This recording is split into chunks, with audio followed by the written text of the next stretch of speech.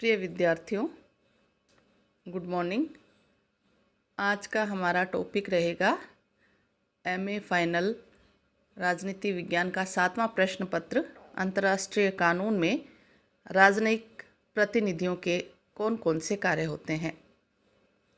तो पूर्व के व्याख्यान में हमने देखा कि राजनयिक प्रतिनिधि किसे कहते हैं और उनकी क्या परिभाषा है, राजदूतों की क्या परिभाषा है, उनके कितने प्रकार होते हैं। तो इसी क्रम को आगे बढ़ाते हुए राजनयिक प्रतिनिधियों के कार्य के बारे में हम चर्चा करेंगे। राजनयिक प्रतिनिधियों द्वारा संपन्न किए जाने वाले कार्य का निर्धारण संबंधित राज्य के राष्ट्रीय कानून द्वारा होता है। इनमें से कुछ कार्य विशुद्ध रूप से घरेलू प्रकृति के होते हैं, क्योंकि इनके कारण दूत अन्य राज्यों से कोई संपर्क नहीं रखता। उदाहरण के लिए जैसे जन्म है, मृत्यु है या शादियों का पंजीकरण कराना है।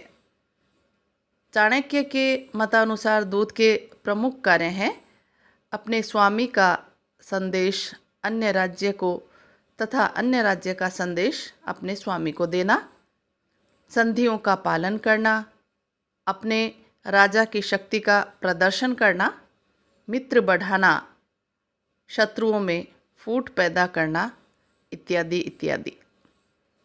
तो उस समय जासूसी करना भी दूत का एक मुख्य कार्य माना जाता था, जबकि आजकल दूत के लिए यह कार्य वर्जित है। दूत का कार्य समाचारों एवं पत्र व्यवहारों के माध्यम से अपने देश की राजनीतिक एवं सामाजिक वास्तविकता को विदेशों में अभिव्यक्त करना है। ओपनहाइम ने राजनयिकों के कार्यों की दृष्टि से स्थायी और अस्थायी दूतों के बीच भेद भी किया है। अस्थायी दूतों के कार्य उनकी नियुक्ति के उद्देश्य द्वारा निर्धारित होते हैं और स्थायी दूतों के कार्य दूसरी प्रकार के होते हैं, अर्थात कुछ विशेष लक्ष्य या उद्देश्य की प्राप्ति के लिए उन कार्यों को पूरा करने के लिए कुछ अस्थायी दूतों की नियुक्ति की जाती है और वो उद्देश्य जब पूरा हो जाता है तो वो स्वतः ही विसर्जन हो जाता है। स्थायी दूतों के कार्य जो बताए गए हैं वो कुछ इस तरह से है, जैसे संधि वार्ता करना।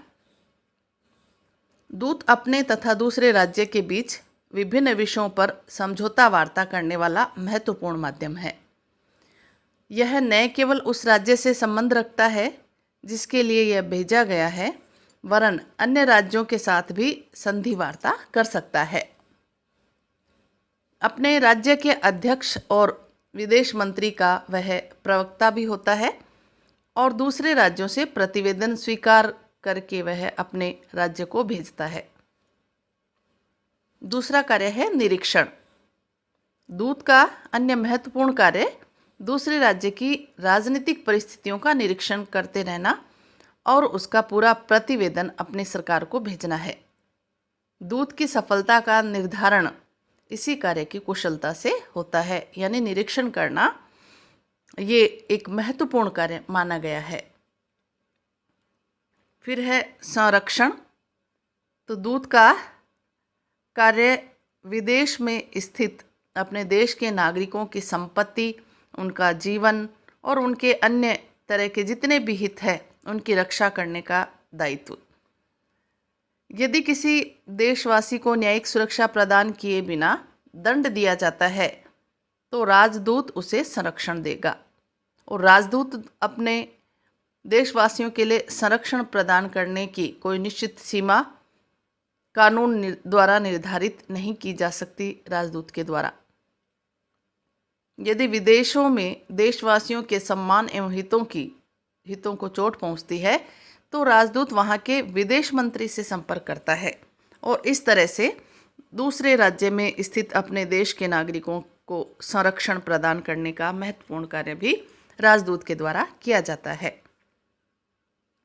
अगला इसी क्रम में हम लेंगे जैसे प्रतिनिधित्व करना।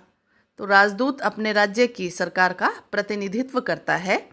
वह न केवल समारोह के समय इस रूप में कार्य करता है, वरन आवश्यकता के समय स्वागतकर्ता राज्य की सरकार के सम्मुख विरोध भी प्रस्तुत करता है और पूछताछ करता है। अपने राज्य की सरकार की नीतियों को वह स्वागत करता राज्य की सरकार के सम्मुख स्पष्ट करता है। फिर है जनसंपर्क। तो राजदूत निरंतर अपने राज्य और उसकी नीतियों के प्रति सद्भावना बनाने के कार्य में संलग्न रहता है। इसके लिए वह प्रचार तथा जन संपर्क के दूसरे कार्य संपन्न करता है।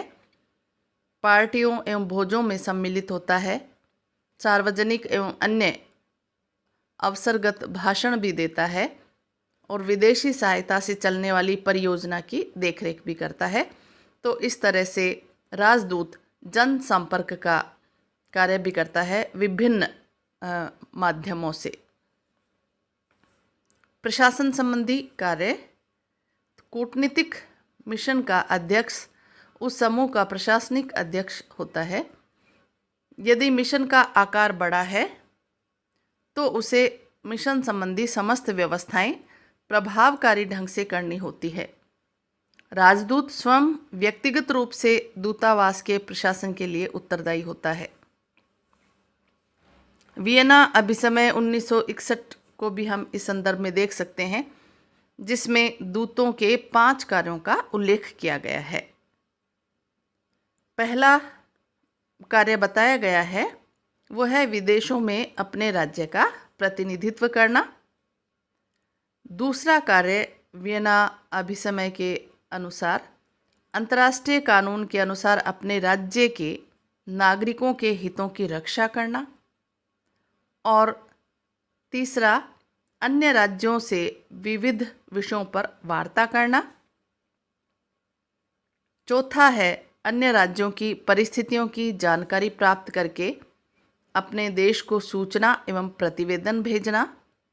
और 5वां कार्य है स्वदेश तथा ग्रहणकर्ता राज्य के बीच आर्थिक, सांस्कृतिक और वैज्ञानिक क्षेत्र में मैत्रीपूर्ण संबंधों की स्थापना करना।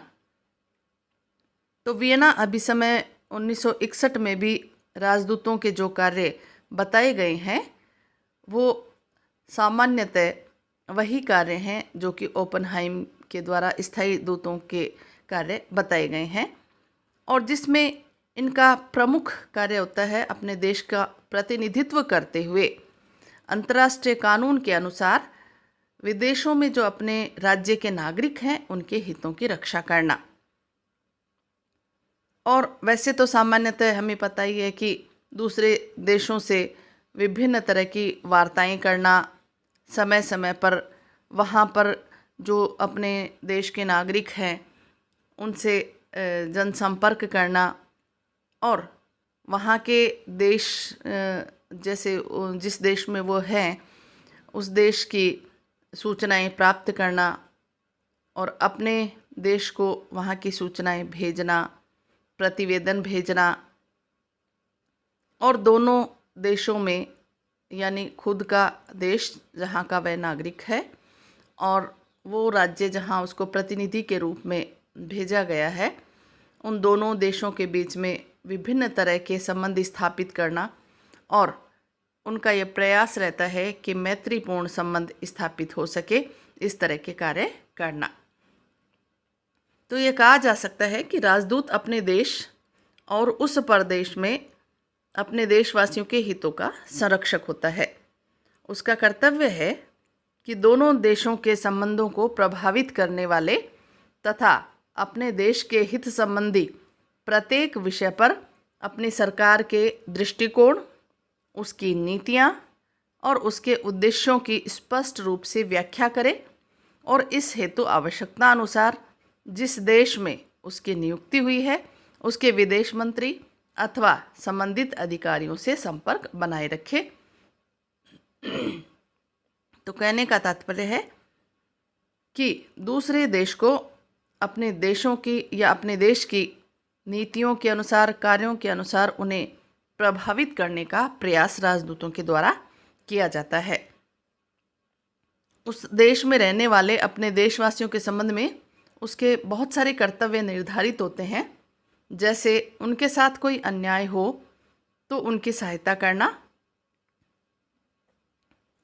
उनके जन्म, मृत्यु आदि का पंजीकरण करना, उनको पासपोर्ट देना अथवा उनके पासपोर्ट की अंतिम तिथि बढ़ाना, अपने देश के भगोड़ों यानी अपराधियों के प्रत्यर्पण के लिए आवश्यक कार्रवाई करना।